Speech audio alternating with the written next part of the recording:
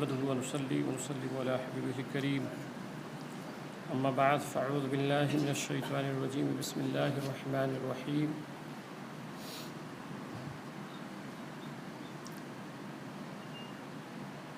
أقيموا الصلاة وآتوا الزكاة آمنت بالله صدق الله المولى العظيم وصدق رسوله النبي الكريم ونحن على ذلك لمن الشاهدين والشاكرين والحمد لله رب العالمين۔ آئیے ہم اور آپ مل کر کے حضور صلی اللہ علیہ وسلم کی محبت میں شرشار ہو کر کے درود پاک پڑھ لیں میں صلی اللہ علیہ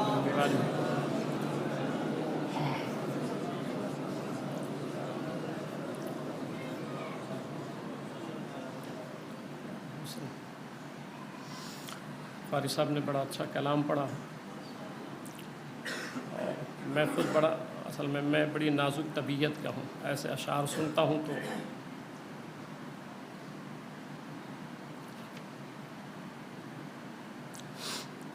کیونکہ یہ حقیقت ہے کہ ہم لوگ حضور کو بھولے بیٹھے ہیں، ورنہ وہ آج بھی کرم بہت فرماتے ہیں۔ ان کی شان تو یہ ہے کہ حضرت بلال حبشی رضی اللہ تعالیٰ عنہ جب سرکار پردہ فرما گئے تو مدینہ چھوڑ دیا، انہوں نے ملک شام چلے گئے۔ جب شام گئے ملک شام تو میرے آقا خواب میں آئے اور کہا بلال اتنا دور کیسے چلا گیا تو مجھ سے؟ خواب میں سرکار نے کہا کہ کوئی اپنے محبوب سے اتنا دور جاتا ہے؟ پھر وہ پورا سامان باندھے اور پھر مسجد نبوی شریف میں آئے، سب جمع ہو گئے اور سبوں نے کہا کہ حضور صلی اللہ علیہ وسلم کے مؤذن آ گئے، بلال آ گئے۔ ہمارا تعلق قلبی بہت کمزور ہو گیا سرکار سے، بہت کمزور ہے، کہیں تو فقط نعرہ ہے، کبھی دل پہ ہاتھ رکھ کے سوچیں آپ، حضور صلی اللہ علیہ وسلم کو اگر درد کے ساتھ ہرنی نے، جو شعر پڑھا نا انہوں نے، اگر درد کے ساتھ ہرنی نے بھی آواز دیا نا تو وہ بھی مایوس نہیں ہوئی، سرکار نے اس کو آزاد فرما دیا۔ امام احمد بن حنبل ایک روایت لائے ہیں المسند میں، مسند احمد بن حنبل میں، کہ ایک جانور پاگل ہو گیا، اونٹ پاگل ہو گیا تھا، تو اس نے آ کے کہا سرکار میرا اونٹ ہے جو پاگل ہو گیا۔ تو میرے آقا تشریف لے گئے باغ میں، تو دیکھا وہ اونٹ جو ہے کھڑا ہوا ہے، سب منع کرتے رہے کہ سرکار نہ جائیں، وہ پاگل ہے، آپ کو تکلیف پہنچائے گا۔ تو سرکار نے فرمایا نہیں میں جاؤں گا۔ سرکار جب گئے نا تو وہ پاگل تھا اونٹ، پاگل۔ خود سوچو ذرا اور وہ پاگل اونٹ کے بارے میں سوچو کہ وہ تھا جانور۔ جب سرکار کو اس نے دیکھا نا دور ہی سے بلبلا کے رو پڑا، اور رو کے پھر آ کے سر حضور کے قدموں میں رکھ دیا۔ اگر جانور بھی پاگل ہو نا، مگر اگر حضور سے پیار ہو جاوے تو وہ بھی حضور کے پیار میں روتا ہے۔ حضرت بلال حبشی رضی اللہ تعالیٰ عنہ آ گئے، چاروں طرف یہ بات ہو گئی، کیونکہ موضوع میرا کچھ اور تھا مگر انہوں نے کلام ہی ایسا پڑھا۔ میں نے بتایا نا میں بہت نازک طبیعت کا ہوں کہ میرا حضور کے سوا کوئی نہیں، کس سے درد دل کہیں۔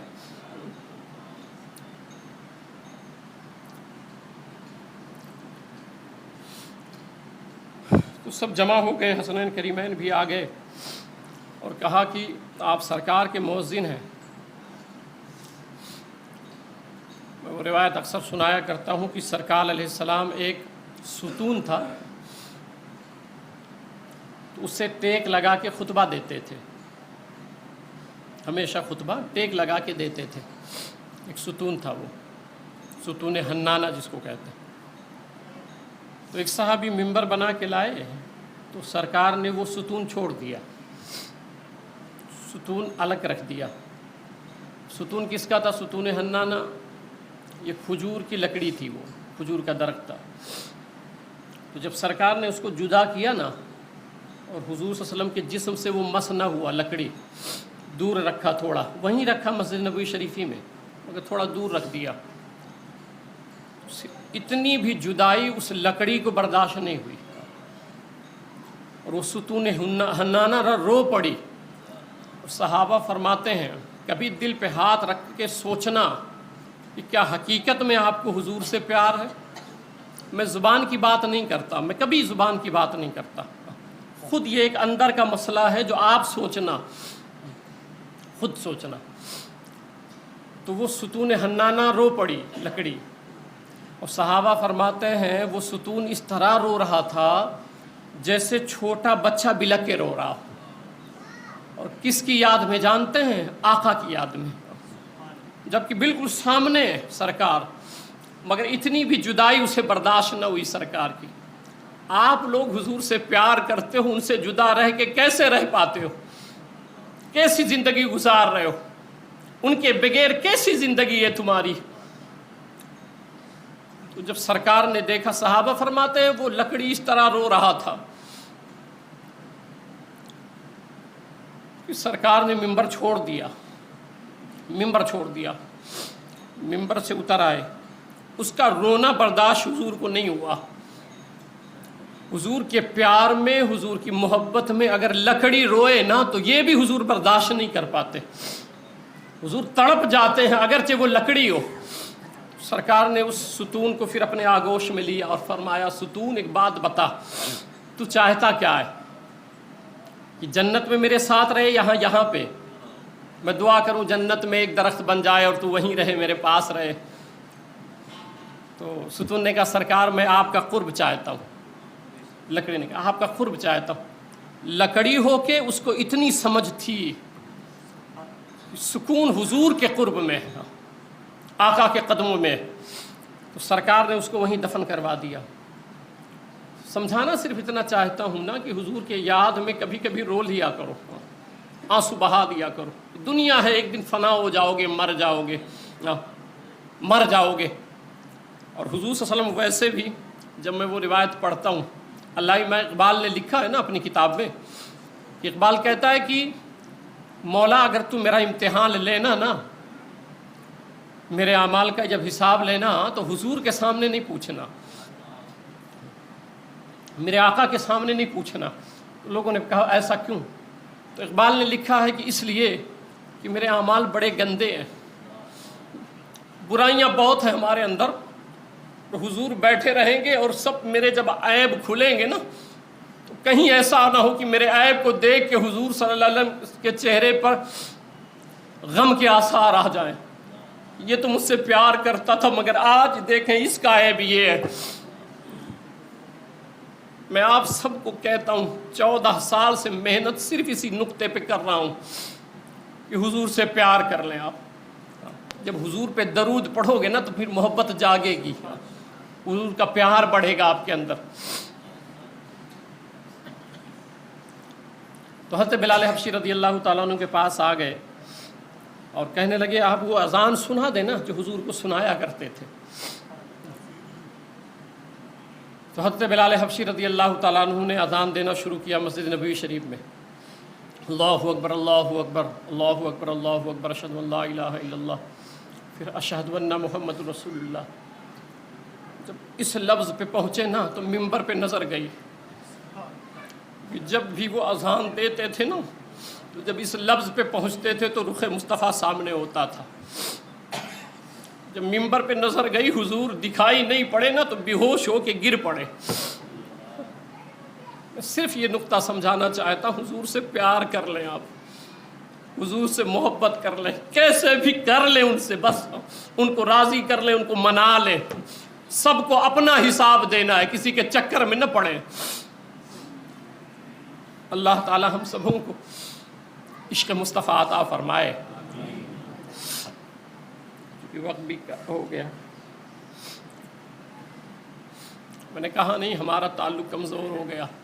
سرکار پردہ کر گئے تھے، ظاہری حیات میں نہیں رہے.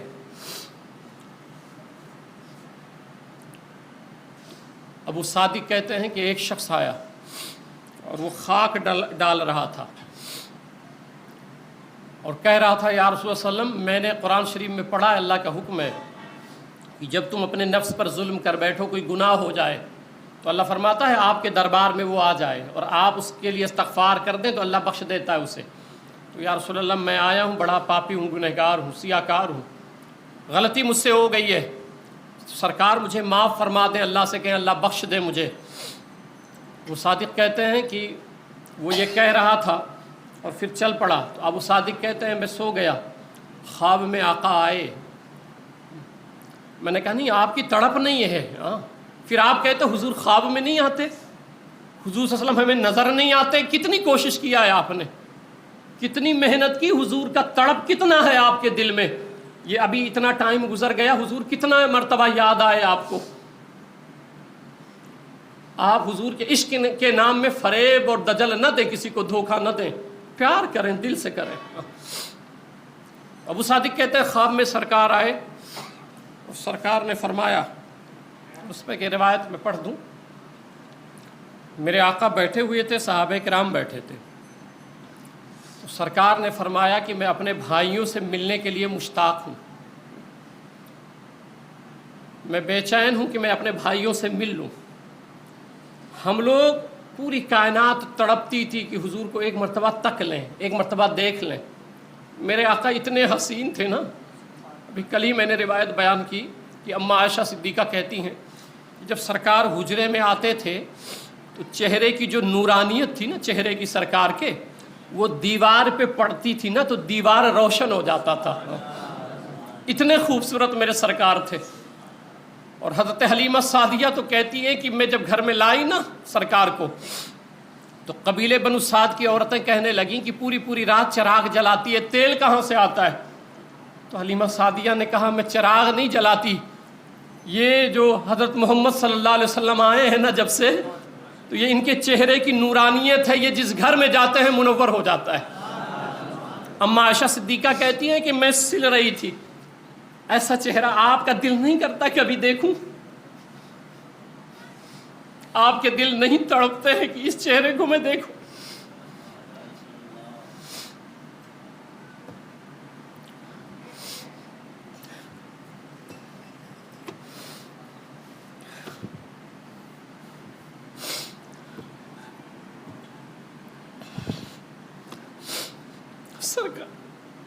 سرکار آ گئے. اماں عائشہ کہتی ہیں کہ جب حضور آتے تھے نا تو اتنا گھر میں اجالا ہوتا تھا کہ سوئی میں دھاگا ڈال لیا کرتی تھی. اور کہتی ہیں ایک مرتبہ آئے تو سوئی گر گئی تھی میری، کپڑا سل رہی تھی، سوئی نہیں مل رہی تھی، اندھیرا تھا. تو سرکار آئے اور جیسے آئے نا تو حضور مسکرا دیے. صرف سنے نہیں، تصور کریں کہ جس دن آپ کے سامنے میرے آقا مسکرائیں گے، قبر میں جس دن یہ جو چہرہ بتا رہا ہوں نا قبر میں آپ دیکھو گے. مگر ایک بات بتاؤ نوجوانوں، کیا تمہارے کردار ایسے ہیں کہ حضور تم کو دیکھیں گے تو خوش ہو جائیں گے؟ بنا لو نا، بنا لو، کوشش کر لو. تو کہتے ہیں سرکار آئے اور مسکرا پڑے. حضرت ثمامہ ایک جنرل تھے، جنرل کافر تھے، قید کر لیا گیا، ان کو ایمان نہیں لائے تھے، اور مسجد نبوی میں باندھ دیا گیا ان کا ہاتھ ستون سے. تو جب سرکار اندر جاتے تھے نا مسجد نبوی میں تو یہاں آنکھیں بند کر لیتے تھے. تو حضور ان سے جا کے باتیں کرتے تھے کہ ثمامہ کچھ تو بولو، آنکھیں تو کھولو. تو کہتے تھے نہیں میں آپ کو دیکھوں گا نہیں، میں نے سنا ہے جو تم کو دیکھتا ہے تمہارا ہو جاتا ہے، تو میں اس لیے آنکھ بند کیے ہوئے ہوں.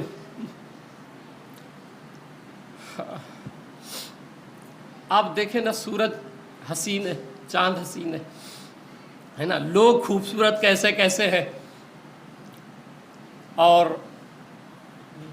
آسمان کو دیکھیں ہے نا، ستاروں کو دیکھیں، خوبصورت چیزوں کو دیکھیں آپ. یہ سب حسین ہے. حضرت آدم حسین، حضرت موسیٰ حسین، حضرت یوسف علیہ السلام حسین. مگر سرکار حسین نہیں ہے، وہ حسن ہے. وہ حسین نہیں، حسن ہے. وہ حسن ہے، حسن ہے. وہ ہے نا وہ شعر، حسن یوسف پہ کٹی مصر میں انگشت زنا. میں بھی شعر و شاعری تھوڑا پڑھتا ہوں اور سمجھتا ہوں. تو شعر و شاعری میں جو پہلا مصرع ہوتا ہے اور دوسرا مصرع مقابلہ ہوتا ہے، دونوں میں تضاد ہوتا ہے. جیسے پہلے میں اگر چاند ہے تو دوسرے میں سورج کا تذکرہ ہے، پہلے میں دن کا ہے تو سامنے والے دوسرے مصرعے میں رات کا تذکرہ ہے. ٹھیک ہے، اس میں عورت کا ہے تو اس میں مرد کا ہے، تضاد ہوتا ہے. مگر اس سے زیادہ تضاد میں نے کسی شعر میں نہیں پایا.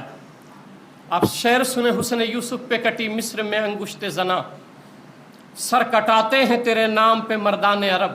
تضاد دیکھیں، حسن یوسف، یوسف علیہ السلام بے نقاب ہوئے تو وہاں مصر کی عورتیں، وہاں عورتیں، یہاں مرد. فرق دیکھیں. حسن یوسف پہ کٹی مصر میں انگشت زنا، زنا مانے عورت. مقابلہ دیکھیں دونوں شعر میں کہ وہاں حسن یوسف بے نقاب ہوا تو وہاں کی عورتوں نے انگلیاں کاٹیں، اور کاٹی نہیں، لفظ ہے کٹیں، جان بوجھ کے نہیں کاٹا، وہ اس طرح کھو گئیں، ہوش ہی نہ رہا، ہوش نہ رہا تو کٹیں، جان کے نہیں کاٹا، کٹیں. لفظ دیکھیں، حسن یوسف پہ کٹیں مصر میں، مصر اس کے یہاں مردان عرب، عرب ہے نا. مقابلہ دیکھیں آپ، حسن یوسف پہ کٹی مصر میں انگشت زنا، سر کٹاتے ہیں تیرے نام پہ مردان عرب. وہاں پہ انگلیاں کٹی ہیں مگر محبوب بے نقاب ہوا تو گردنیں کٹ رہی ہیں. وہاں لفظ ہے کٹیں اور یہاں کٹاتے ہیں، کیونکہ محبوب سامنے جلوہ گر ہے. تو وہاں تو ویسے کٹیں، بس اتفاق ایسا ہوا کہ کٹیں، مگر یہاں سر کٹاتے ہیں تیرے نام پہ مردان عرب. وہاں حسن دیکھ کے انگلیاں کٹی تھیں، یہاں تو تیرے نام پہ گردن کٹا دے رہے. حسن تو چھوڑو، گردن کٹ رہی ہے، اور وہ بھی حسن نہیں دیکھ کے، بس صرف نام سن کے، نام سن کے. تو سمامہ نے کہا میں نے سنا ہے، پوری بات اسی پہ ہو گئی. خیر سن لیں اب کہ میں نے سنا ہے کہ آپ جس کو دیکھتے ہیں نا وہ آپ کا ہو جاتا ہے. تو میں اس لیے آنکھ بند کیے ہوئے ہوں. تو میرے آقا نے بار بار کہا ذرا ایک مرتبہ تو مجھے دیکھ لو، یہ چہرہ آپ کو نظر آئے گا. پھر سمجھا رہا ہوں، شرط یہ ہے، میں یہی تو کوشش کر رہا ہوں. ابھی آپ دیکھیں کہ میں نے شروع کیا کہ انشاءاللہ تعالی عید کے بعد 2 روم میں عورتوں کے لیے نماز کا سسٹم شروع کر رہا ہوں الحمدللہ، کہ اس میں عورتیں آئیں نماز پڑھیں، وہ عبادت کریں. کیونکہ گھر میں بڑا ڈپریشن کا ماحول رہتا ہے نا. آپ دیکھیں گھر میں میری مائیں، بیٹیاں، بہنیں، جو ماحول رہتا ہے وہ ماحول نہیں مل پاتا ان کو. تو میں نے پھر سوچا، میں نے کہا نہیں، اس پہ پھر جھگڑے ہوتے ہیں، ڈپریشن میں جھگڑے ہوتے ہیں آپس میں، گھروں میں پھر فساد ہوتے ہیں، جھگڑے ہوتے ہیں. تو میں نے کہا نہیں، جس طرح آپ مسجد میں آتے ہو ایسے عورتوں کے لیے بھی ایک عبادت خانہ ہونا چاہیے. اللہ کا شکر ہے اس پہ میں نے کام شروع کر دیا الحمدللہ. پھر میں نے کہا نہیں، یہ تو عبادت ہو گئی، اور انشاءاللہ عید بعد یہ سب شروع ہوگا جتنا میں بول رہا ہوں جتنے دنوں سے انشاءاللہ تعالی. میں کبھی پرواہ نہیں کرتا. مجھ سے لوگ کہتے ہیں کہ حضرت کچھ پیسے ہی نہیں رہتے ہیں. یعنی میں آپ کو بتاؤں 1700 2000 بھی نہیں رہتے، میں اعلان کر دیتا ہوں، کیونکہ مجھے اپنے پہ بھروسہ نہیں، نسبت رسول پہ یقین ہوتا ہے. میرے آقا مایوس نہیں کریں گے، میرا رب مایوس نہیں کرتا ہے. اور یہ جو میں کر رہا ہوں کبھی یہ نہ تصور کرنا نام و نمود نہیں. میں تو ایسا بنتا ہوں کہ پوسٹر میں اپنا نام تک نہیں ڈالتا ہوں. نہیں، ابھی یہ قیوم بھائی بیٹھے ہوئے ہیں، یہ ریکارڈنگ کرتے تھے. کئی جگہ سے مجھے فون آیا کہ حضرت اللہ کا شکر ہے آپ کو سلامت رکھے، ایسے بیان کرتے ہیں ہم لوگ، سن کے پھر آگے بیان کرتے ہیں. ایک لمحے کے لیے میرا نفس تھوڑا خوش ہوا. اسی دن سے میں نے ان کو منع کر دیا کہ ریکارڈنگ بند کر دیں، صرف جمعہ کا کریں، درس والا نہیں ہوتا ہے رمضان شریف میں. میں نے کہا نہیں، جب پہلے اپنے آپ پہ میں کنٹرول کر لوں نا. وہ خیال کیوں آیا مجھے؟ کیونکہ میں دنیا کے لیے تو نہیں آیا کہ میں کسی کو دکھانے کے لیے کام کروں. تعریف سے بندہ خوش ہو جاتا ہے نا، پھر نفس پھول جاتا ہے. میں بہت دور بھاگتا ہوں. آپ کو پتہ ہوگا ایک صاحب آئے تھے، وہ بات آئی تو عرض کر دوں. آئے تھے، وہ میمن ہے، میرا روڈ سے آئے تھے، آفس میں بیٹھے میری کرسی کے سامنے، اور وہ عابد خان جو ہیں وہ بھی بیٹھے ہوئے تھے. 1-2 لوگ بیٹھے تھے. انہوں نے کہا مجھ سے کہ امام صاحب میں نے سنا ہے آپ اس طرح کام کر رہے ہیں، اتنا کر رہے ہیں، آپ اپنے کے لیے کچھ نہیں کر رہے ہیں. تو ایسا کرتا ہوں میں کہ 500 ایکڑ، یاد رکھیے گا 500 ایکڑ میں آپ کو زمین دے رہا ہوں. ان کے پاس 13,000 ایکڑ زمین ہے. تو انہوں نے کہا یہ 500 ایکڑ میری طرف سے آپ لے لیں. آپ میرے پاس جو آفس میں موجود تھے پوچھیے میں نے کیا جواب دیا تھا. نے کہا میں مر تو سکتا ہوں مگر سودے نہیں کر سکتا، میں مجھے نہیں چاہیے، 500 ایکڑ میں اگر بیچ دیتا تو 4-5 کروڑ مجھے مل جاتے، مگر نہیں۔ میں نے ان سے کہا کبھی زندگی میں اس نیت کے ساتھ نہیں آنا۔ ان کی کوئی بیٹی رہتے، انہوں نے میرے بارے میں بتایا تھا، تو میری پہلی ملاقات تھی، وہ آئے تھے۔ میں نے کہا نہیں، کبھی نہیں، میں اپنے لیے نہیں کرنا چاہتا، ہاں اپنے لیے صرف اتنا کرنا چاہتا ہوں، یہی جو آپ کو سمجھا رہا ہوں کہ جب میں کفن میں لپیٹا جاؤں، لپیٹ کر کے مجھے آپ جب سلا کے آئے نا قبر میں، میرے آقا جب سامنے آئے تو اتنا کہہ دے کہ یہ میرا کتا تھا، اچھا کام کر کے آیا ہے، بس اسی ایک لفظ کے لیے پوری زندگی گزار رہا ہوں کہ حضور قبول کر لیں اپنے غلاموں میں، اپنی خادموں میں، بس۔ اور پھر جب انہوں نے یہ آفر دیا نا 500 ایکڑ کا، تو میں نے سختی سے منع کر دیا کہ ابھی زندگی میں ایسی بات نہیں کرنا۔ پھر میں دوسرے یا تیسرے دن درس میں نے یہ بات عرض بھی کی تھی، پھر میں دہراتا ہوں، کوئی سوچے کہ بھئی لے لینا چاہیے، نہیں، میں بھوکا رہ سکتا ہوں مگر سودے نہیں کرتا میں۔ وجہ کیا ہے؟ آپ الگ سوچتے ہیں، میری سوچ الگ ہے۔ میں گھر پہ جا کے میں رویا، میں نے کہا یا رسول اللہ میں آپ کے نام پہ بکا ہوں، یہ لوگ مجھے خریدنا چاہتے ہیں، آپ کسی کو بھی بیجیں، پوری دنیا میرے نام کر دیں مگر میں سب ٹھکرا دوں گا، میرے لیے صرف آپ ہیں، اسی نام پہ جی رہا ہوں۔ اور نوجوانوں میں تمہیں بھی اپنے ساتھ جوڑتا ہوں صرف اسی لیے کہ حضور کے قدموں میں لا سکوں تم کو۔ جس دن تم کو لگے کہ میں بھی اب دنیا کرنے لگا ہوں، مجھے چھوڑ کے چلے جانا۔ جب تم کو یہ لگے کہ میں اب دنیا کی محبت میں مستغرق ہو گیا ہوں تو کبھی میرا ساتھ نہیں دینا، مگر جب تک محمد کروں نا، اور میری تڑپ یہی ہے تم سے۔ اللہ کا شکر ہے مجھے کسی چیز کی کمی نہیں ہے، میں صرف چاہتا ہوں کہ بس وہ راضی ہو جائیں۔ تو حضور صلی اللہ علیہ وسلم آپ سے آج بھی اتنا پیار کرتے ہیں۔ پہلے وہ روایت مکمل کر دوں کہ ابو صادق کہتے ہیں کہ خواب میں سرکار آئے اور سرکار نے فرمایا ابو صادق وہ جو ابھی آیا تھا نا، رو رہا تھا، نادم تھا، شرمندہ تھا، جا کے تم اسے بتا دو کہ اللہ نے اسے بخش دیا ہے، اللہ نے اسے بخش دیا ہے۔ ادھر حضور صلی اللہ علیہ وسلم کا تعلق آپ سے ابھی بھی اس طرح جڑا ہوا ہے۔ یہ جو علم کی بنیاد پر کچھ ایسی باتیں کرتے ہیں وہ علم نہیں ہوتا ہے، کہ حضور صلی اللہ علیہ وسلم سے دور کر دیں۔ میں جو تقریر ایسی سنیں جس میں حضور صلی اللہ علیہ وسلم کی بے ادبی ہو، گستاخی ہو، چھوڑ دیں اس بندے کو۔ اور جو گستاخ رسول ہو، کوئی بھی ہو، گستاخ رسول سے ہمارا کیا تعلق، گستاخ رسول سے ہمارا کیا تعلق۔ تو سرکار کا ابھی تعلق یہ ہے آپ سے کہ آج جمعہ کا دن ہے، میرے آقا فرماتے ہیں کہ ہر جمعہ کے دن میری امت کے اعمال مجھ پر پیش کیے جاتے ہیں۔ ان اعمال امتی تعرض علی کل یوم الجمعہ، ہر جمعہ کے دن میری امت کے اعمال مجھ پہ پیش کیے جاتے ہیں، آج پیش کیا جائے گا۔ تعلق سمجھا رہا ہوں، آپ حضور سے پیار کر لیں، پیار کر لیں، اور کیا چاہیے آپ کو۔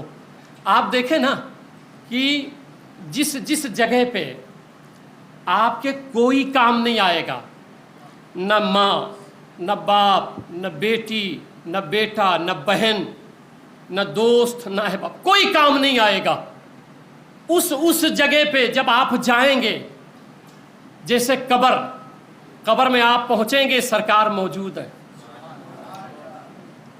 محشر میں جب آپ پیاسے ہوں گے، قربان جائیں، اب پیار کرنے کے لیے کیا چاہیے آپ کو، کہ محشر میں جب آپ پیاسے ہوں گے اور باپ آپ سے دور بھاگ رہا ہوگا کہ نیکی نہیں دوں گا، ایسے ماحول میں میرے آقا آب کوثر لے کے ڈھونڈیں گے، آ جا میں پلا دوں گا، اپنے ہاتھ سے پلائیں گے۔ میزان عمل پہ جہاں کسی کی کچھ نہیں چلنی ہے، کہ ایک نیکی کم پڑی تو جہنم میں لے جاؤ، میرے آقا وہاں موجود ہے پہلے سے، پل صراط پہ گزرنا ہوگا، اور ایسے ماحول میں میرے آقا سجدے میں ہوں گے۔ وہ اتنا پیار کرتے ہیں تم سے کہ وہ محشر میں سجدے پہ ہوں گے، جبکہ حدیث شریف میں 2 کرسی بچھائی جائے گی محشر میں عرش پر، ایک کرسی پر کرسی السماوات والارض، ایک کرسی پر اللہ اپنی شان کے مطابق ہوگا، وہ لامحدود ہے. تو اللہ اپنی شان کے مطابق جلوہ گر ہوگا. اور دائیں جانب ایک کرسی ہوگی جس پہ میرے آقا ہوں گے، مگر حدیث شریف میں ہے میرے آقا کرسی پہ بیٹھیں گے نہیں. اللہ فرمائے گا محبوب بیٹھ جا، تو نہیں بیٹھیں گے. عرض کریں گے مولا میں اپنی امت کو دیکھ رہا ہوں، کوئی جہنم کی طرف تو نہیں جا رہا ہے. تو جبکہ کرسی لگی ہے حضور سجدے میں ہے، اور سجدے میں ایک بات رو رو کے کہتے ہیں اے اللہ میری امت کو بخش دے. اتنا پیار آپ سے کرتے ہیں وہ میری امت کو بخش دے. تو اللہ فرمائے گے ارفع راسک، اے حبیب سر اٹھا دے. وہ سجدے میں، اللہ کو سجدہ تو بڑا پسند ہے. اگر کسی کو کچھ بھی مل جائے نا، سارے انبیاء سب اپنی اپنی جگہ شان کے مطابق جلوہ فروز ہوں گے، مگر نبی کو اتنا پیار ہے آپ سے کہ وہ سجدے میں، سب چھوڑ کے سجدے میں آپ کی فکر ہے. وہاں جب نہ ماں باپ آپ کی فکر کر رہے ہوں گے تو اللہ فرمائے گا ارفع راسک، حبیب سر اٹھا. تو سر کیوں اٹھوا رہا ہے؟ یہ عالمانہ ترجمہ ہے. اے حبیب سر اٹھا بول.